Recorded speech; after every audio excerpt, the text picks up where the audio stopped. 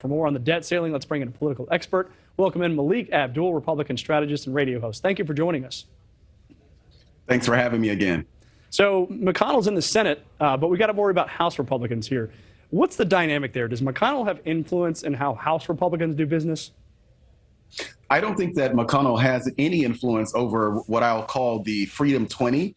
I don't think he has any influence over them at all. The challenge for Republicans, House Republicans, is a similar thing that we saw during the fight during the leadership fight. There has to be an alternative. So I think we need to be able to look down the road to see, well, what happens if we don't actually agree to lift the debt ceiling? There are a number of things that will happen, and I think that Republicans have to be honest about what those things are. Mitch McConnell, as you said, is in the Senate. He really has no sway over the Republican caucus in the House, but I do believe that ultimately the House, they ultimately will vote to raise the debt ceiling. What type of concessions they get remains to be seen at this point. Yeah, I kind of wonder what's reasonable, because clearly the Republicans are focused on the budget, the debt, the deficit, all those kinds of things. But also, this debt ceiling has to happen. It's not like we can just default on our debt. And I think Republicans know that, even the Matt Gaetz's, Lauren Boeberts of the world, that are willing to be as stubborn as they were during the speaker's election. So what compromise is there to be made here?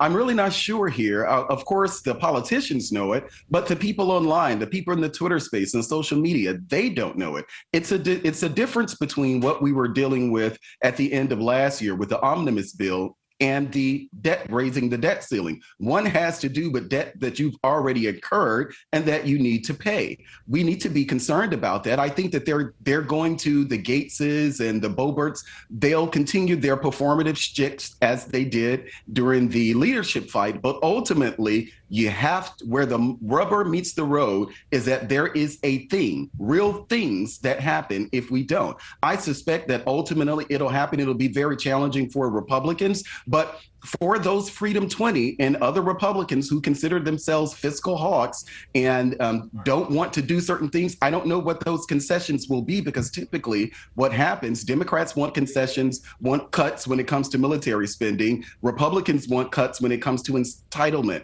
and our social safety net spending. That's where the rubber is going to meet the road. And I don't think that they're going to be able to come to any agreement on cuts on those specific sides. It is really kind of tough to see this working out for Republicans, because even if you get what you want, you mentioned a few compromises there, the idea of potentially cutting entitlements. Even if they get what they want, then the Democrats can turn that around as a campaign strategy and say, look at the people that cut your Social Security and your Medicare.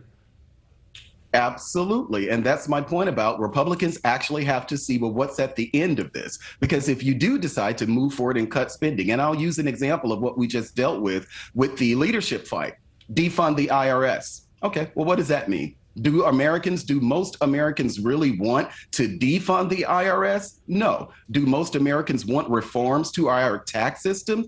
Absolutely. But Republicans are playing another gamble here, because they're going to have to be able to explain, even if Joe Biden, and I don't expect him to do it, even if Joe Biden gives some concessions around entitlement spending, I don't suspect that that's something that Republicans will be able to explain. And keep in mind, in 2011, when Republicans kind of pushed Barack Obama to get some concessions out of the 2011 debt ceiling battle, entitlements weren't part of that discussion. So I don't suspect that they'll be cut this time around. But at this point, Republicans, their bluff need to be called. If you're, as we say, if you're about it, you need to be about it this time around. Vote against it and then explain that to your voters. Well, Melik, we have you listed as a Republican strategist here. You're saying Republicans, they need to whatever. Whose side are you on, man?